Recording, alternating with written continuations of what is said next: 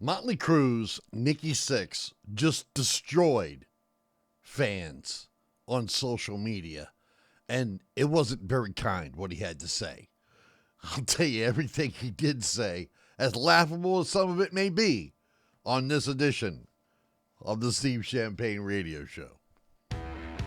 Hey, once again, welcome to the show, everybody. New viewers to the channel, how are you doing? And of course, the I Love Music Army, we're glad you decided to chime back in for another video today.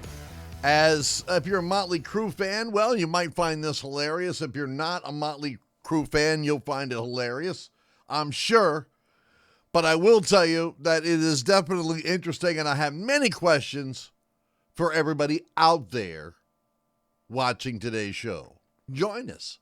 I read every single comment. You have a voice. I love what you bring to the table. Believe it or not, you're my bedtime story, if you will, as I do read all of those comments that come in on all of my videos when I lay my head down to sleep, whenever that can be, because these bags under these eyes are actually real, and that's just part of being in the music industry. Well, Nikki Sixx had a lot to say of what's going on. He's trying to promote this new Motley Crue tour, the Carnival of Sins Relived. It's like a 20th anniversary from the 2005 tour. So he decided to do a Q&A session on X with fans. And some fans had some things to say, and he decided that he was going to say a few things back. Yeah. I already know some people out there are going, Motley Crue, who would want to go see them? I've heard Vince Neil sing online. He's terrible, etc., etc., etc. Well, I do want to remind you that this particular tour, the Carnival of Sins Revisited tour, has Extreme and Tesla on board. It says that, looking at this information right here, it says there's 33 shows, but more importantly, proceeds are supporting the after-school arts program. So that's definitely, money from these shows are going to this particular charity, which is great.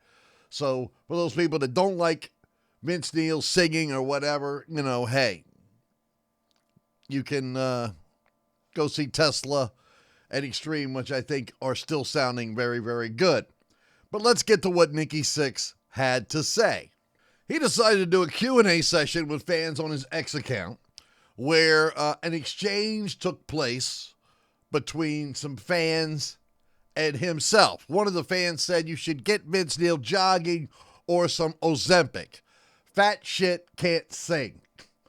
Referring to Vince Neil's weight, which he has gotten up there a little bit as of late. He's had some definite weight issues. Well, Nikki Sixx decided to respond. He said, what an embarrassing thing to post about me and my singer, who's been with me for 45 years. No matter what you think, he's my brother, and you can go suck a... Well, you can guess what the last word is there. I can't do that here. I don't want to get flagged on YouTube for nasty videos. I really don't, but that's what he said to fans, and there were other things. So if you go directly to Nikki Sixx's X profile, you'll probably be able to see all the derogatory comments that were made in Vince Neil's direction. But I will say this, and I do have questions for everybody out there watching this video.